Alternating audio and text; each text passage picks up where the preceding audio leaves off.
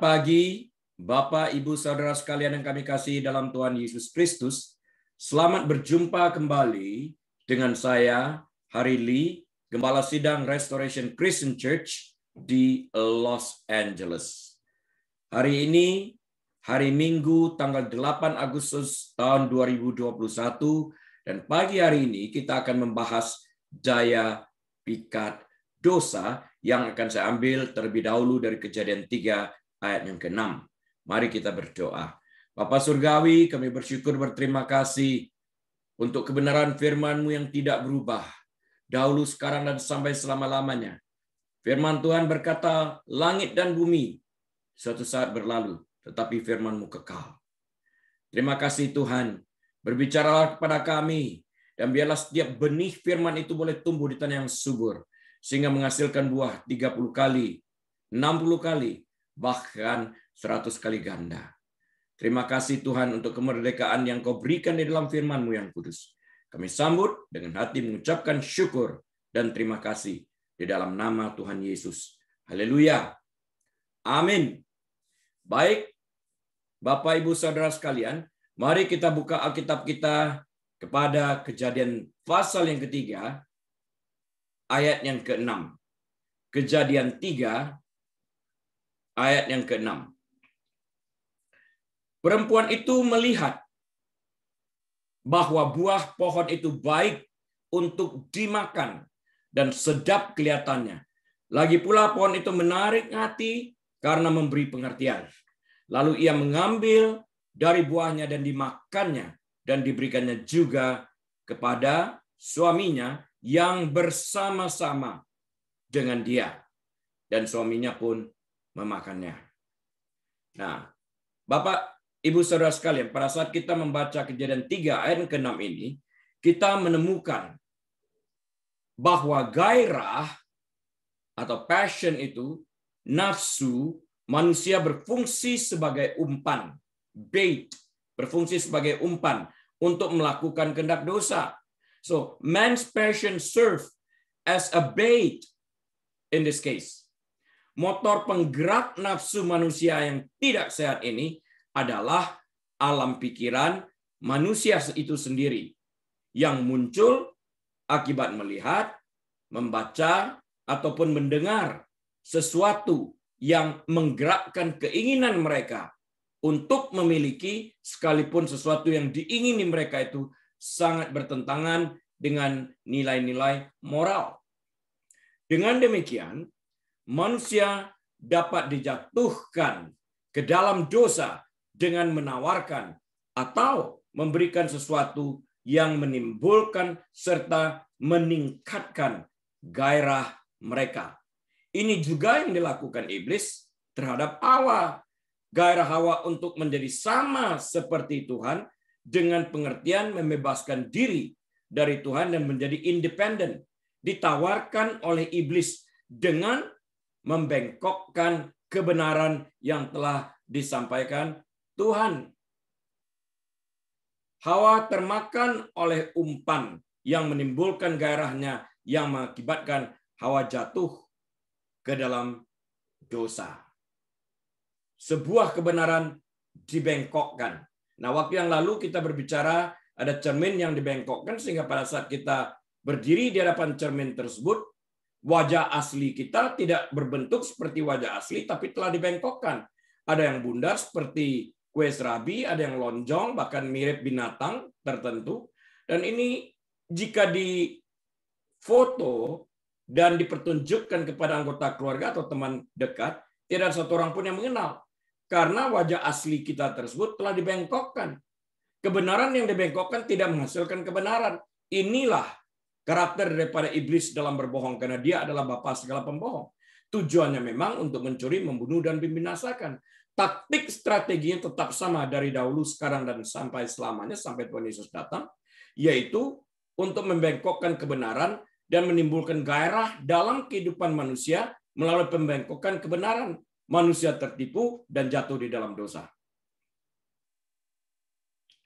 Namun gairah atau passion dalam arti yang positif memberikan pengertian, membara untuk meraih mimpi yang ada dengan nilai-nilai positif dalam konteks moral standar yang ada dan membuatnya menjadi kenyataan.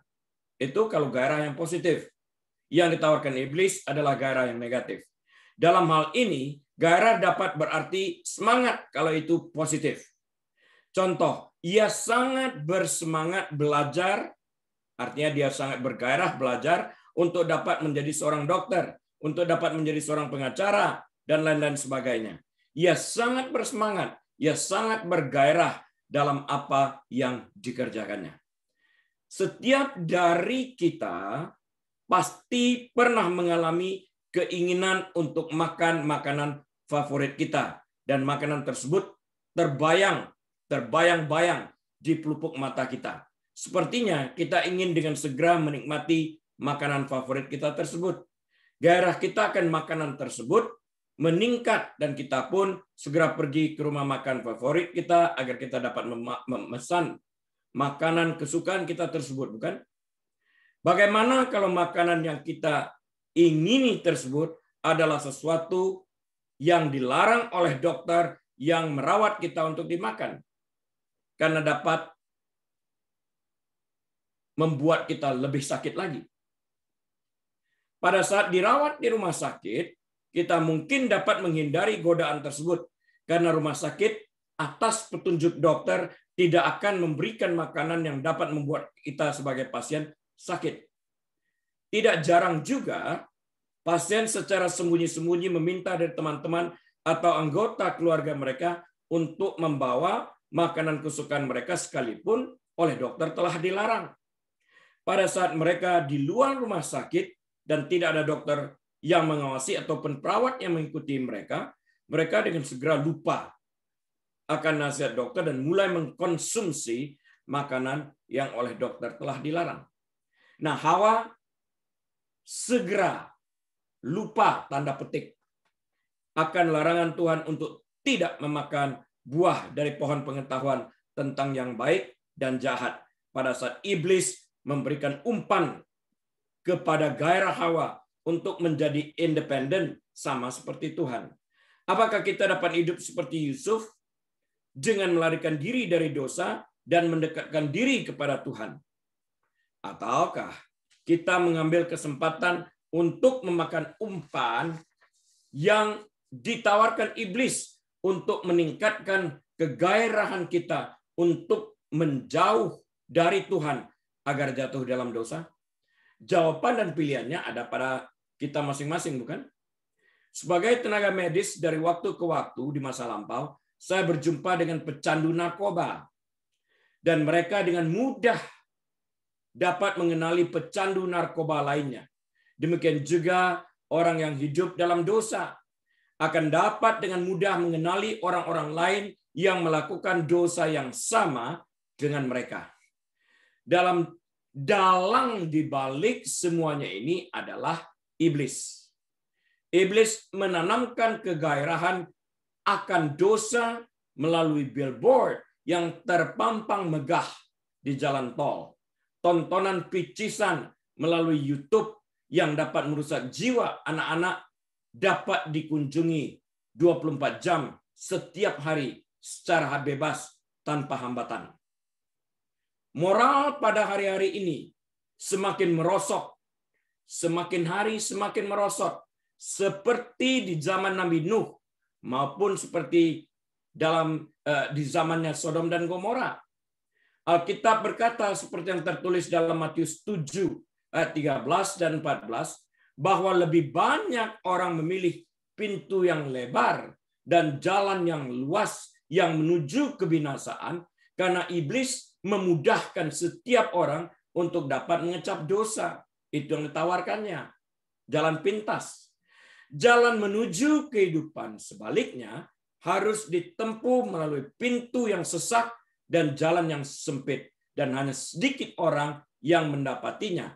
Kan harus dilalui dengan penyangkalan diri dan memikul salib setiap hari. Dan tidak banyak orang yang mau melakukan hal ini. Sekalipun tahu kebenaran, tetapi jika keinginan dagingnya berkata lain, maka orang itu akan menghindari, pura-pura tidak tahu akan kebenaran mereka yang padahal mereka tahu untuk melakukan sesuatu yang sesuai dengan keinginan telinga mereka. Itu pun tertulis di dalam Alkitab. Karena pada akhir zaman ini orang akan menyewa pengajar-pengajar palsu, guru-guru palsu untuk menceritakan sesuatu yang sesuai dengan keinginan telinga mereka. Orang yang hidup dalam dosa tidak lagi digoda oleh dosa. Kenapa? Karena mereka memang sedang hidup dalam dosa. Yang digoda oleh keinginan untuk berdosa adalah orang yang tidak hidup dalam dosa. Lihat Adam dan Hawa saat mereka hidup di Taman Eden. Mereka tidak mengenal dosa. Iblis datang untuk memperkenalkan dan menawarkan jalan pintas, yaitu untuk dapat menjadi sama dengan Tuhan, cukup memakan buah dari pohon pengetahuan tentang yang baik dan yang jahat. Jalan pintas ditawarkan. Mereka hanya mengenal dosa. Kapan? Yaitu setelah terlambat. Yaitu pada saat mereka jatuh dalam dosa tersebut. Namun konsekuensi telah berjalan. Menyesal pun konsekuensi tetap berjalan. Karena itu berpikirlah sebelum melakukan dosa tersebut. Iblis menyamar sebagai malaikat terang untuk menawarkan produk mereka, yaitu dosa. Kemampuan mereka untuk membengkokkan kebenaran harus diwaspadai, sehingga kita tidak terjebak melalui kemasan indah dengan janji yang muluk-muluk, namun ujungnya menuju maut. Iblis pun menempatkan kaki tangannya di tengah-tengah orang percaya. Bahkan mereka juga ikut dalam kebaktian-kebaktian yang ada sambil beroperasi untuk melencengkan dan membengkokkan kebenaran yang ada. Contoh pembengkokan kebenaran firman Tuhan dapat kita lihat adalah dengan membandingkan kitab Injil Yohanes pasal yang pertama, ayat pertama, terjemahan baru, yang kita perbandingkan dengan Alkitab yang dipergunakan oleh saksi Yehova. Yohanes 1 ayat 1 berdasarkan terjemahan baru mengatakan, pada mulanya adalah firman. Firman itu bersama-sama dengan Allah. Dan firman itu adalah Allah. Firman itu adalah Allah. Ini terjemahan yang kita pakai dalam terjemahan baru bahasa Indonesia atau New King James Version. In the beginning it was the Word. The Word was with God. And the Word was God. Sama artinya. Dicek dalam bahasa Jermannya juga sama. Namun saksi Yehova menggunakan sesuatu yang lain. Nah, dalam Alkitab yang digunakan saksi Yehova, mereka mengatakan pada mulanya firman itu ada. Firman itu bersama Allah dan firman itu adalah suatu Allah. Di sini permasalahannya. The word was God diganti menjadi the word was a God. Firman itu adalah Allah diganti menjadi firman itu adalah suatu Allah. Allahnya huruf kecil lagi. Nah, dengan demikian terjadi pembengkokan dari firman itu adalah suatu Allah.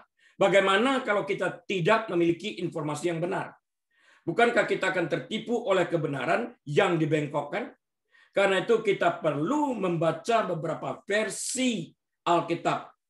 Bukan saja membaca New King James Version, kita juga dapat membaca sebagai bahan perbandingan the New International Version atau English Standard Version dan lain sebagainya. Biasanya saya membanding-bandingkan, tapi saya memegang New King James Version. Kalau ada sesuatu yang saya kurang pahami, saya membaca dari versi-versi yang lainnya dan saya perbandingkan, dan kalau perlu saya melihat dalam bahasa aslinya, Perjanjian Baru dalam bahasa Yunani, Perjanjian Lama dalam bahasa Hebrew, saya perbandingkan dalam bahasa aslinya dan dipelajari untuk menemukan kebenaran tersebut. Makanya membutuhkan waktu untuk menulis firman itu. Dosa terlihat begitu memikat. Sama seperti seorang pasien yang tidak mengindahkan nasihat dokternya untuk tidak memakan makanan tertentu karena penyakitnya. Demikian juga dari waktu ke waktu kita tidak mengindahkan bisikan suara Roh Kudus untuk menguasai dosa yang menggoda kita sedemikian kuatnya. Kain mengabaikan permintaan Tuhan. Kain, kamu harus menguasai dosa yang mengintip sebelum dia membunuh Abel, adiknya. Dia tidak menghiraukan suara Tuhan itu. Seringkali kita jatuh dalam kelemahan daging kita dan mengikuti kehendak dosa dengan alasan apapun. Pikirkan tentang sikap kita pada saat mengendarai mobil di jalan tol yang emosional. Hanya karena seseorang yang kurang hati-hati dalam mengendarai mobilnya. Ada seorang menyalip kita di jalan tol. Bukan hanya cara kita mengendarai mobil berubah ketika itu juga. Mungkin juga kata-kata yang keluar dari mulut kita adalah kata-kata yang kurang pantas. Kata-kata yang tidak membawa kemuliaan dan kebesaran bagi nama Tuhan itu sendiri. Atau karena marah pada seseorang, kita memilih untuk berperilaku acuh tak acuh dan bersikap dingin terhadap orang itu, atau bahkan membalas dengan melontarkan kata-kata yang tajam. Mungkin kita merasa puas pada saat itu. Padahal Alkitab berkata dalam Amsal 15 ayat yang pertama, jawaban yang lemah lembut meredakan kegeraman, tetapi perkataan yang pedas membangkitkan marah. Yang harus kita pertanyakan adalah perbedaan apakah yang terdapat antara orang tersebut dan diri kita yang mengenal kebenaran, yaitu firman Tuhan. Bukankah perilaku kita tersebut hanya menunjukkan bahwa kita memiliki karakter yang jauh lebih buruk? Karena kita telah mengenal kebenaran, namun kita tidak melakukan kebenaran tersebut. Atau bagaimana tentang keterlibatan kita dalam pergaulan yang tidak membawa kemuliaan bagi nama Tuhan? Kita melakukan sesuatu yang seharusnya tidak kita lakukan sebagai orang yang mengenal kebenaran. Rasa malu dan menyesal mungkin akan mengejar kita dalam jangka waktu yang sangat panjang. Karena sangat sulit untuk mendapatkan kembali kepercayaan yang telah terhilang, bukan? Kenikmatan dosa hanya sementara, dan kita akan menjadi budak dosa untuk menikmati kenikmatan dosa lagi di masa yang akan datang. Kenikmatan abadi dalam Tuhan Yesus bagaimanapun datang dari penyangkalan diri, menolak dosa dan mengejar Yesus. Karena itulah sesuai dengan Matius 7 ayat 13-14 yang kita kutip tadi. Jalan ke surga tersebut pintunya sesat, jalannya pun sempit, jadi sedikit orang yang mau menempuh jalan tersebut. Sedangkan jalan yang menuju kebinasaan pintunya luas dan jalannya pun lebar. Banyak orang menempuh jalan tersebut. Iblis mempermudah jalan tersebut. Yang ini yang harus kita perhatikan. Saat kita memilih untuk tidak mengikuti kehendak dosa, artinya tidak mengikuti untuk mengambil jalan yang luas dan lebar tersebut,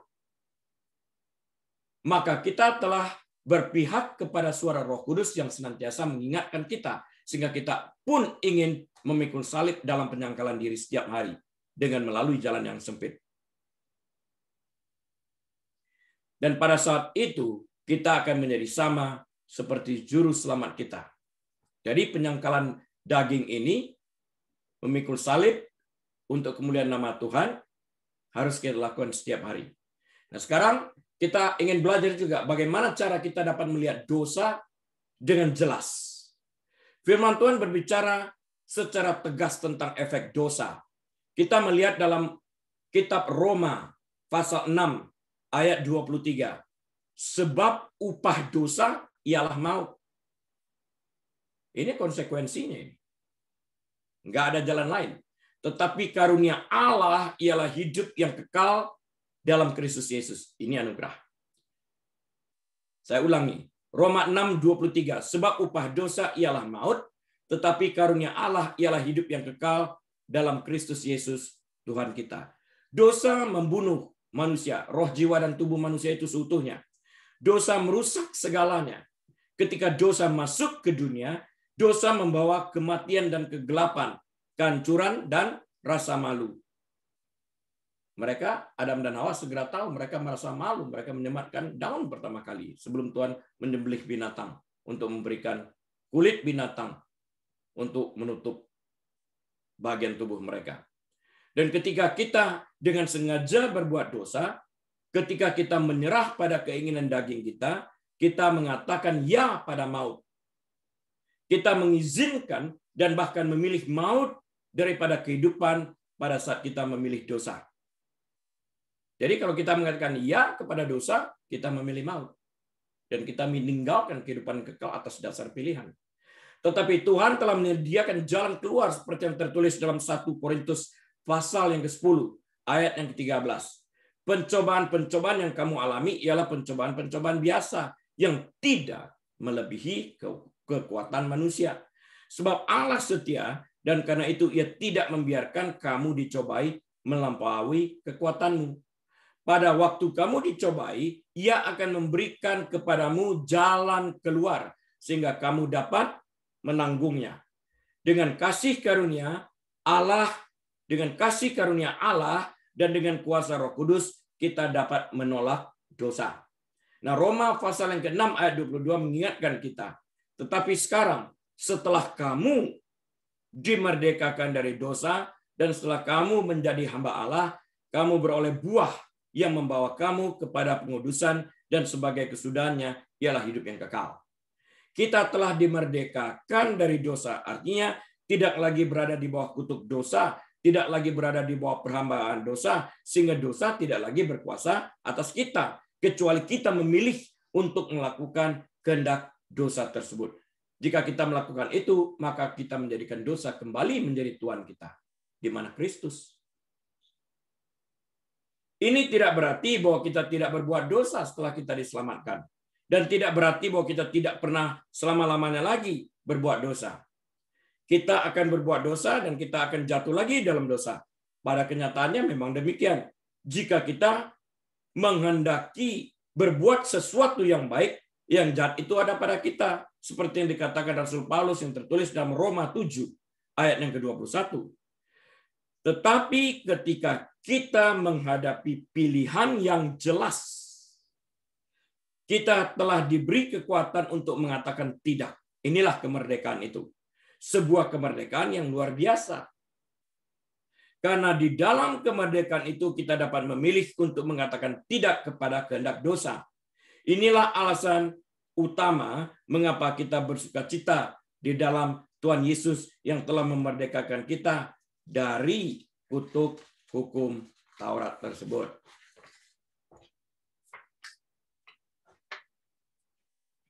Roma 7 ayat 15 mengatakan, sebab apa yang aku perbuat, aku tidak tahu. Ini Rasul Paulus mengatakan di dalam Roma 7 ayat 15. Sebab apa yang aku perbuat, aku tidak tahu. Alam bawah sadarnya. Karena bukan apa yang aku kehendaki yang aku perbuat, tetapi apa yang aku benci, itulah yang aku perbuat. Dari pengakuan Rasul Paulus ini, kita ada dua hal yang dapat kita pelajari. Apa? Yaitu ada dosa yang kita lakukan secara sadar, bahkan merancangkan dosa tersebut secara rinci. Misalnya merampok bank. Orang tidak merampok bank karena kebetulan dia di bank, tapi dia merencanakan itu. Ada rencana-rencana yang terperinci. Jika A gagal, B. Jika B gagal, C, dan sebagainya.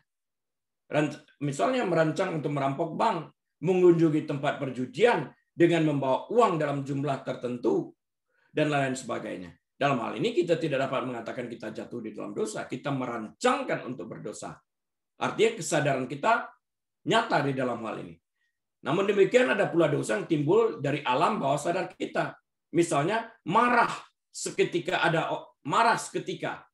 pada saat ada orang yang memotong jalan kita saat kita berkendara di jalan tol, atau kita mengucapkan kata-kata kutukan dan sumpah serapah demi mendengar sesuatu yang tidak kita sukai. Jadi dosa dapat dilakukan dengan dua cara, yaitu satu, melakukan dosa secara sadar, bahkan telah dirancang terlebih dahulu.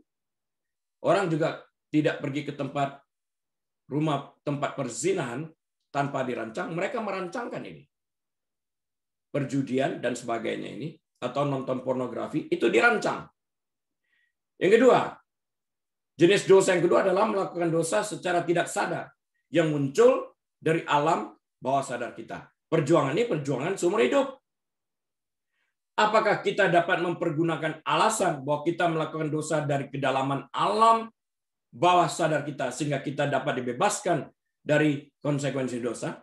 Untuk dapat menjawab pertanyaan ini, baiklah terlebih dahulu kita melihat jawabannya seperti yang tertulis dalam kitab Injil Lukas pasal 23 ayat 34. Sekali lagi, jika kita menghendaki jawabannya ada di dalam Alkitab. Kita hanya perlu menyelidiki Alkitab. Nah, dalam hal ini, jawabannya tertera di dalam Lukas 23:34 yang berkata, "Ya Bapa, ampunilah mereka, sebab mereka tidak tahu apa yang mereka perbuat." Dan mereka membuang undi untuk membagi pakaiannya. Nah, dari doa syafaat Tuhan Yesus ini, kita dapat belajar bahwa dosa yang timbul dari kedalaman alam bawah sadar, jadi terjadi di luar kesadaran mereka karena mereka sungguhnya tidak tahu siapa Yesus itu, banyak yang ikut-ikutan, tidak dapat dijadikan alasan untuk membebaskan mereka dari dosa mereka. Karena jika alasan tersebut dapat dipakai sebagai alasan untuk membebaskan mereka dari konsekuensi dosa, tentu Yesus tidak akan berdoa kepada Bapanya untuk melepaskan pengampunan bagi mereka yang bersalah padanya, bukan? Jadi mereka yang mendesak Pilatus dengan segala macam akal bulus mereka yang didasari pada kebencian dan kecemburuan mereka kepada Yesus dengan mendesak Pilatus untuk mengambil tindakan untuk memberikan hukuman mati bagi Yesus tanpa mengetahui bahwa Yesus itu adalah anak Allah. Dan banyak di antara mereka 1 minggu sebelumnya menikmati mujizat-mujizat yang Yesus lakukan. Dan mereka juga yang melemparkan pakaian dan jubah mereka pada waktu Yesus mengendarai keledai dengan mengatakan, "Hosana, Hosana, terpujilah dia yang datang dalam nama Tuhan." Seminggu berikutnya, banyak dari orang-orang yang sama yang hadir pada saat Yesus berkendara keledai tersebut mengatakan salibkan mereka tanpa mengetahui apa yang mereka tuntut. Apakah mereka bebas dari konsekuensi? Tidak. Untuk itulah Tuhan Yesus mengambil inisiatif, "Bapa, ampunilah mereka." Karena mereka tidak tahu apa yang mereka lakukan. Namun ketidaktahuan mereka ini tidak dapat dijadikan alasan untuk membebaskan mereka dari konsekuensi dosa yang mereka lakukan. Namun Yesus yang berjiwa besar dengan penuh dengan kasih mengambil inisiatif untuk melepaskan pengampunan bagi mereka. Sehingga tidak seorang pun dapat berkata bahwa Yesus membawa rasa marah dan dendam pada saat ia mengembuskan nafasnya yang terakhir. Dan oleh karena itu ia tidak sempurna. Jadi perkataan pengampunan yang diucapkan Yesus secara lantang di kayu salib tersebut, "Bapa, ampunilah mereka karena mereka tidak tahu apa yang mereka lakukan." Sebenarnya ini adalah untuk kita, bukan untuk kepentingan Tuhan Yesus. Karena Tuhan Yesus bagaimanapun juga, baik dikatakan secara lantang itu tidak untuk memberikan pengampunan tersebut, pasti melepaskan pengampunan bagi mereka yang bersalah padanya. Karena ia adalah kasih, dan kasih tidak bergantung kepada faktor eksternal. Tapi diucapkannya secara lantang demi untuk mengetahui apa yang dikerjakan, dan ini bermanfaat bagi kita manusia. Sehingga tidak ada tuntutan yang lain-lainnya di hari yang akan datang. Yang berikutnya kita akan belajar berdosa melalui sudut pandang yang kabur. Ada dosa yang disadari, tadi kita belajar, yaitu ketidaktaatan yang disengaja terhadap Allah yang bertentangan dengan kehendak dan ketetapan Allah. Dan ada lagi dosa yang dilakukan tanpa disadari karena keluar dari alam bawah sadar kita. Apapun penyebabnya, baik dosa yang dilakukan secara sadar maupun tidak, dosa adalah perbuatan yang keluar dari sasaran. Artinya missing the target. Sin is missing the target. Sin is missing the target. Atau keluar dari sasaran yang ditetapkan Allah. Saat beribadah pun seseorang dapat berdosa karena ia mengizinkan pikirannya diisi dengan hal-hal yang menajiskan, hal-hal yang sia-sia. Orang-orang fanatik dan fundamentalis agama selalu condong ke arah fokus legalistik pada perilaku eksternal. Ini kita lihat orang-orang Farisi, orang-orang Saduki, ahli Taurat. Hal ini terlihat dari perbuatan eksternal dengan menampilkan perbuatan baik seperti berdoa di pinggir jalan yang ditentang oleh Tuhan Yesus. dan memberikan sedekah agar terlihat oleh orang banyak yang pada hakikatnya hanya ingin memenuhi kepentingan diri mereka sendiri agar mendapatkan pujian manusia. Dan selesai sampai di sana. Jika menjadi orang benar, saya ulang, jika menjadi orang benar tergantung pada pemenuhan kriteria perilaku eksternal seperti yang dilakukan orang Farisi berdoa di pinggir jalan agar terlihat orang, atau memberikan offering dengan mengangkat uang tinggi-tinggi agar terlihat oleh semua orang, dan perilaku eksternal ini kemudian dipakai sebagai standar pembenaran, maka mungkin saja ada kemungkinan untuk menjalani kehidupan tanpa dosa, karena standar yang dipakai dalam hal ini adalah standar manusia. Doa kencang-kencang dong di pinggir jalan agar terdengar oleh semua orang. Tujuannya apa? Apakah standar ini dapat kita pakai untuk pembenaran diri? Dikatakan oleh kitab kesalahan manusia itu seperti kain kotor. Yesaya 64 ayat 6. Jadi standar manusia itu tidak lebih daripada setarik kain kotor. Karena itu tidak dapat dipakai untuk membenarkan manusia itu yang adalah bagaikan setarik kain kotor. Karena itu apa yang dapat dibanggakan manusia? Jika kebenaran bergantung pada pembersihan lubuk hati atas usaha manusia semata-mata, willpower, maka akan ada orang-orang yang akan berkata, jika demikian, siapa yang dapat diselamatkan? Matius 19 ayat 25. Tidak ada yang berdosa secara unik. Tidak ada yang berdosa secara unik. Artinya, tidak ada seorang pun yang berbuat dosa lain daripada yang lain. Dan tidak ada dosa yang baru. Karena apa yang ada di bawah kolong langit ini pada hari ini telah ada sebelumnya berdasarkan kitab Pengkhotbah. Hanya saja kejahatan semakin hari semakin bertambah dan semakin hari semakin keji karena orang tidak lagi menanggapi nilai-nilai moral yang sejak awal telah ditetapkan oleh Sang Pencipta alam semesta beserta segenap isinya ini. Yesus menghancurkan harapan kita akan pembenaran diri. Karena pada saat kita berusaha membenarkan diri kita, maka Yesus akan bertanya, apakah engkau hidup tanpa dosa? 1 Yohanes 1 ayat yang ke-8. Jika kita membenci sesama kita manusia, maka kita adalah seorang pembunuh berdasarkan 1 Yohanes 3 ayat 15. Dan berdasarkan Matius 5 ayat 28, setiap orang yang memandang perempuan serta menginginkannya sudah berzina dengan dia di dalam hatinya. Jika kita memandang rendah sesama manusia, maka kita tidak mencintai sesama manusia seperti diri kita sendiri. Kita telah menghakimi orang tersebut dengan merendahkan mereka. Implikasinya mengejutkan, bukan? Jika hal-hal ini benar-benar dituntut dari kita untuk dapat masuk ke surga melalui kerja keras daging kita, maka kita tidak membutuhkan khotbah atau pengajaran tentang keselamatan oleh kasih karunia dalam iman, dan Yesus tidak perlu mencurahkan darahnya di kayu salib untuk membayar upah dosa kita, bukan?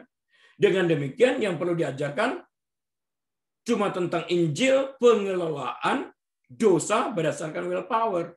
Tetapi Alkitab berkata secara jelas bahwa kita diselamatkan oleh kasih karunia melalui iman saja dan bukan oleh perbuatan kita, bukan oleh willpower.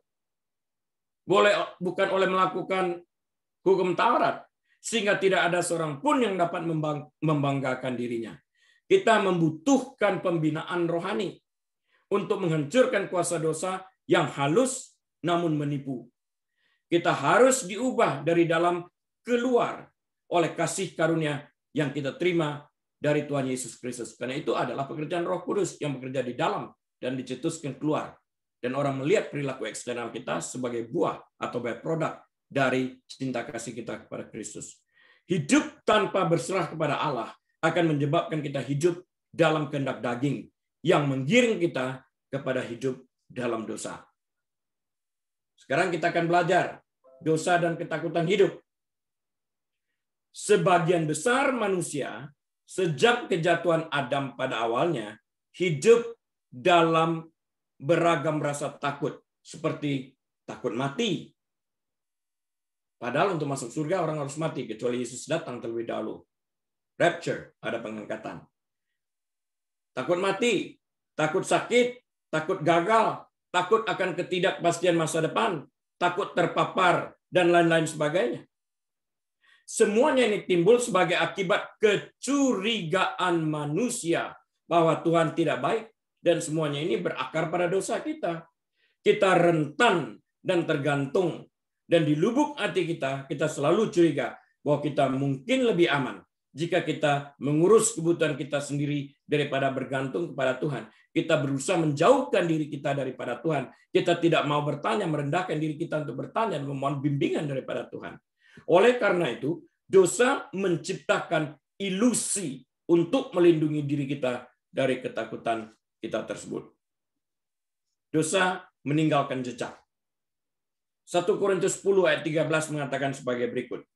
Pencobaan-pencobaan yang kamu alami ialah pencobaan-pencobaan yang biasa, yang tidak melebihi kekuatan manusia. Sebab Allah setia, dan karena itu Ia tidak akan membiarkan kamu dicobai melampaui kekuatanmu.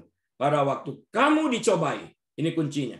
Pada waktu kamu dicobai, Ia akan memberikan kepadamu jalan keluar. Ada solusi, sehingga kamu dapat menanggungnya. Tuhan tidak pernah mengizinkan manusia dicobai tanpa menyediakan solusi, yaitu jalan keluar dari pencobaan tersebut. Dan pada saat manusia dicobai, maka Tuhan juga memberikan kemampuan dengan memberikan kekuatan agar manusia tersebut dapat menghadapi percobaan tersebut dan keluar sesuai solusi yang Tuhan berikan sebagai pemenang. Sama seperti manusia, saya ulang, sama seperti setiap manusia yang diciptakan secara unik oleh Tuhan, dan tidak ada satu manusia pun yang persis sama. Mungkin saja ada dua orang kembar yang mirip sekali, namun secara genetik mereka berbeda. Genetik ini khas bagi orang tersebut. Sidik jari pun berbeda.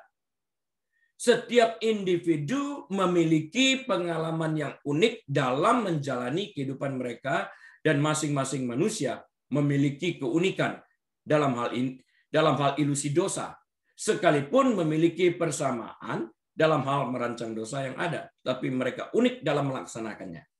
Meskipun dipengaruhi oleh variabel seperti keluarga, apakah keluarganya dari orang-orang kriminal, penjudi, orang yang bermoral rendah, atau orang tua mereka adalah orang yang taat akan Tuhan, orang yang cinta Tuhan, dan sebagainya, orang-orang menjunjung tinggi moral. Selain daripada tersebut, apakah keluarga mereka bukan hanya keluarga-keluarga yang seperti barusan kita bicarakan, tapi mereka juga tergantung kepada budaya, temperamen, dan pengalaman. Pola dosa seperti ini merupakan seperti sidik jari atau tanda tangan milik kita masing-masing. Sendiri-sendiri. Berdasarkan hal ini, penyidik kriminal akan mencari kebiasaan berdasarkan pola yang ditinggalkan oleh si pelaku kejahatan. Si pelaku meninggalkan jejak kriminalnya dalam rupa pola yang merupakan ciri khas kejahatan yang dilakukannya. Dosa meninggalkan jejak itu. Memang benar kemampuan setiap orang dalam menghadapi pencobaan-pencobaan yang ada berbeda-beda. Namun Allah yang Maha Tahu tidak akan membiarkan masing-masing individu dicobai melampaui kekuatan mereka. Karena Allah mengetahui kemampuan setiap individu. Namun setiap individu sesuai dengan kemampuan mereka memiliki pola yang unik untuk dirinya sendiri. Dalam hal menghadapi pencobaan yang ada. Dan mereka menggunakan metode yang ada sesuai pengalaman masa lampau mereka. Temperamen, budaya, dan informasi yang mereka miliki untuk mengurangi ketakutan pribadi yang ada saat pencobaan muncul. Setiap individu menghadapi pencobaan dan penyelesaiannya khas bagi mereka. Yang penting, apakah kita mengikuti suara Roh Kudus yang memberi petunjuk kepada kita pada saat pencobaan muncul? Yusuf melakukan hal itu. Kain tidak. Sekarang, bagian terakhir saya ingin membicarakan tentang 4 karakter dosa yang mencolok secara sepintas. Sebagai penutup pembahasan kita pada hari ini tentang daya pikat dosa. Dosa muncul dengan menampilkan karakter yang sangat mencolok. Dalam hal apa? Dalam hal nafsu. dalam hal keserakahan, dalam hal kemalasan, dan ketakutan. Dan keempat karakter dosa ini memiliki daya pikat masing-masing dalam menggoda manusia. Dan ini semuanya ditawarkan oleh iblis. Nafsu untuk menduduki tempat-tempat tertentu, menduduki jabatan tertentu. Orang kadang-kadang mengambil jalan pintas, menghalalkan segala sesuatu untuk mendapatkan uang lebih banyak dan melakukan korupsi, keserakahan, greediness, kemalasan, dan sebagainya. Dan ketakutan. Berlawanan dengan gagasan ritual-ritual yang mekanis dan formal, bahwa kita seharusnya tidak pernah memikirkan diri kita sendiri. Yang 4 karakter itu semua berpusat pada diri sendiri. Padahal kita diajarkan untuk tidak memikirkan diri kita sendiri. Namun dosa secara nyata telah meninggalkan jejak kekasan mereka dan dapat terlihat secara jelas. Saat dosa diungkapkan dan berbagai ragam dosa yang bersifat memikirkan dan mementingkan diri sendiri muncul dalam pribadi-pribadi di lingkungan di mana kita hidup dan berada. Gereja pun tidak terluput dari jenis dosa mementingkan diri sendiri ini. Pada saat kita mengakui dosa-dosa yang sangat khas dalam kehidupan kita, maka Tuhan akan mengampuni kita. Dan Tuhan akan membantu niat baik pertobatan kita dengan memberikan kekuatan kepada kita untuk membuat perubahan sesuai pertobatan tersebut, sehingga terjadi pemulihan keintiman kita yang hilang akibat dosa dengan Tuhan, sesuai Yesaya 59 ayat yang kedua. Dari waktu ke waktu, pertanyaan sederhana muncul dalam alam pikiran kita, sehingga kita pun bertanya-tanya, apa yang Tuhan pikirkan tentang karakter dosa yang mencolok? Itu yang 4 tadi, nafsu, keserakahan, kemalasan, ketakutan, dan sebagainya itu. Apa sih yang Tuhan pikirkan akan karakter dosa yang mencolok itu? Jawaban sederhana yang kita dapat temukan dalam Alkitab sangat menyejukkan hati, karena darah Tuhan Yesus sanggup membayar upah dosa kita sekalian. Saat dia melihat karakter dosa, dia katakan, darahku sanggup. Selama manusia yang memiliki karakter dosa tersebut mau bertobat dan kembali ke jalan yang benar. Tidak ada satu dosa pun yang tidak dapat dihapuskan dalam kuasa darah Tuhan Yesus. Itu menyejukkan banget. Sebuah jawaban yang menyejukkan hati, bukan? Karena itu marilah kita memusatkan hati dan pikiran kita untuk melihat rencana Allah yang begitu mulianya, sehingga apa yang dalam pengamatan kita tidak mungkin, telah dimungkinkan oleh Allah, bahwa di dalam Kristus kita dibenarkan, dan pembenaran ini dianugerahkan kepada kita yang percaya kepada Yesus dalam hati kita, dan kita terima dengan iman, dan bukan oleh usaha kita.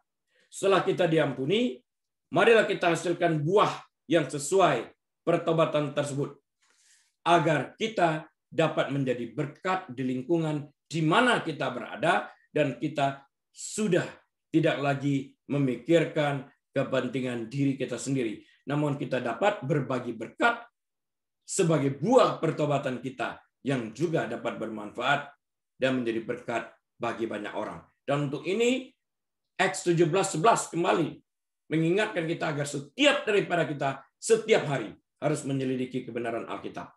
Sebagai summary-nya, saya katakan closing statement seperti ini. Pada saat kita diperdayakan oleh daya pikat dosa dan jatuh dalam kehendak dosa tersebut, maka hendaklah secepatnya kita bangun kembali dan datang kepada Allah untuk memohonkan ampun atas dosa yang telah kita perbuat. Kemudian berbalik dari segala kejahatan dan dosa-dosa kita tersebut dan melakukan sesuatu yang baik dengan menghasilkan buah pertobatan. Amin. Mari kita berdoa. Bapa Surgawi, kami bersyukur, berterima kasih untuk kebenaran firman-Mu. Biarlah setiap benih firman yang sudah ditaburkan ini boleh jatuh di tanah yang subur ya Bapa, sehingga boleh menghasilkan sesuai kebenaran Alkitab 30 kali, 60 kali, bahkan 100 kali ganda. Lebih daripada itu ya Bapa, biarlah kami boleh menjadi pelaku kebenaran firman-Mu dengan menjauhkan diri kami daripada dosa dan mendekatkan diri kami kepada Engkau setiap hari di dalam kehidupan kami ini, dan memilih jalan yang sesat dan memilih pintu yang sesat dan jalan yang sempit, karena inilah yang membawa kami kepada kehidupan. Terima kasih Bapa. Jemaat yang dikasihi Tuhan, buka pintu hatimu dan angkat kedua tanganmu. Biarlah Bapa yang penuh kasih tersebut menyinari wajahnya atas setiap daripada kita sekalian. Bapa surgawi yang baik hati itu membimbing kita ke arah yang tenang, bahkan membaringkan kita di padang yang berumput hijau, serta menuntun kita di jalan yang benar. Bapa surgawi sendiri akan menyediakan makanan bagi kita di hadapan lawan kita, serta mengurapi kepala kita dengan minyak, sehingga piala kita penuh melimpah. Bila Engkau menjadi kepala dan bukan ekor, naik terus dan tidak pernah turun. Diberkati Engkau saat Engkau masuk, diberkati Engkau saat Engkau keluar, diberkati bakulmu, diberkati tempat adonanmu, diberkati pekerjaanmu, diberkati sekolahmu, diberkati rumah tanggamu, diberkati kesehatanmu. Apa saja yang Kau kerjakan, Tuhan buat berhasil dan nama Tuhan dipermuliakan. Dan biarlah kita buka lembaran waktu kita ini dengan hikmat marifat dari Bapa Surgawi, damai sejahtera dari Tuhan Yesus Kristus, dalam persekutuan yang manis dan erat bersama Tuhan Allah Roh Kudus, saat ini bahkan sampai selama-lamanya. Tuhan Yesus datang kali keduanya, menjemput kita semua yang percaya kepadanya. Haleluya. Amin. Amin dan amin. Baik, Bapak, Ibu, Saudara sekalian, atas seizin Tuhan, kita dapat berjumpa kembali minggu depan pada waktu yang sama. Tuhan Yesus memberkati dan tetap jalankan protokol kesehatan, tetap sehat dan taat kepada Tuhan. Bye.